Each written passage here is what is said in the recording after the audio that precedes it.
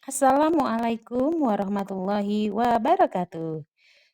Kita jumpa lagi ya bersama saya, Guru Pendidikan Agama Islam dan Budi Pekerti untuk kelas 3 SD, Ibu Melawati SPDI.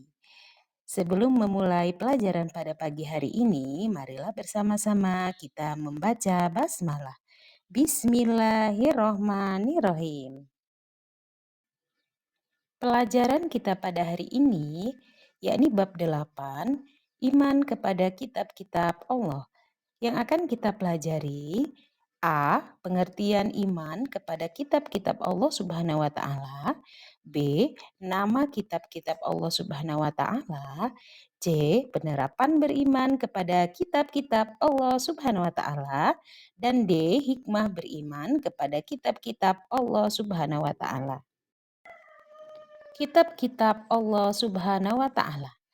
Allah Subhanahu wa taala memberikan pedoman hidup kepada manusia agar selamat dan bahagia di dunia maupun di akhirat.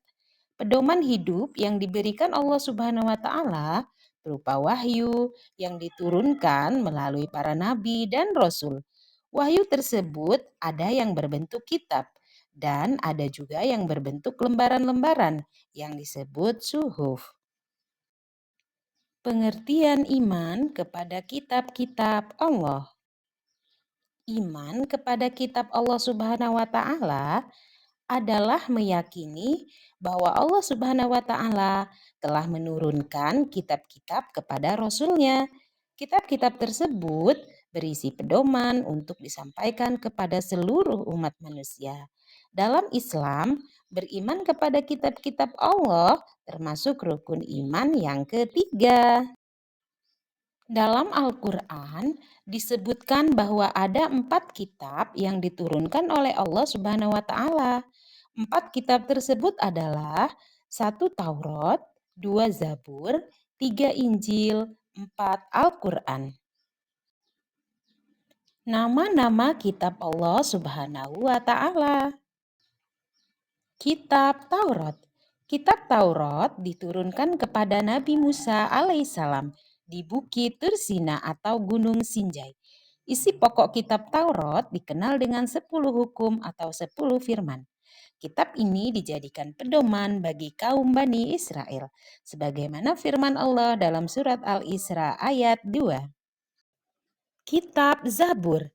Kitab Zabur diturunkan kepada Nabi Daud alaihi salam. Kitab Zabur dijadikan sebagai pedoman dan petunjuk bagi kaum Bani Israel.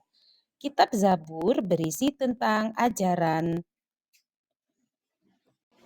beberapa zikir, dan hikmah. Kitab Injil. Kitab Injil diturunkan kepada Nabi Isa sebagai pedoman dan petunjuk bagi kaum Bani Israel. Kitab Injil diturunkan di kota Yerusalem dengan bahasa Yunani. Kitab Injil berisi tentang keterangan ajaran yang membenarkan ajaran pada kitab-kitab sebelumnya, yaitu Taurat dan Zabur. Yang keempat, kitab Al-Quran. Al-Quran adalah kitab Allah Subhanahu wa taala yang diturunkan kepada Nabi Muhammad SAW dengan perantara malaikat Jibril. Al-Quran ditujukan sebagai petunjuk umat Islam hingga akhir zaman. Al-Quran menjadi penyempurna dan pembenar dari kitab-kitab sebelumnya.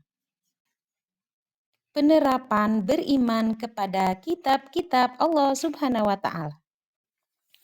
Ayo beriman kepada kitab-kitab Allah Subhanahu wa taala dengan meyakini adanya kitab-kitab Allah Subhanahu wa taala yang berjumlah 4, mempercayai bahwa seluruh kitab tersebut berasal dari Allah Subhanahu wa taala, menjadikan Al-Quran sebagai pedoman dalam kehidupan sehari-hari. Hikmah beriman kepada kitab-kitab Allah.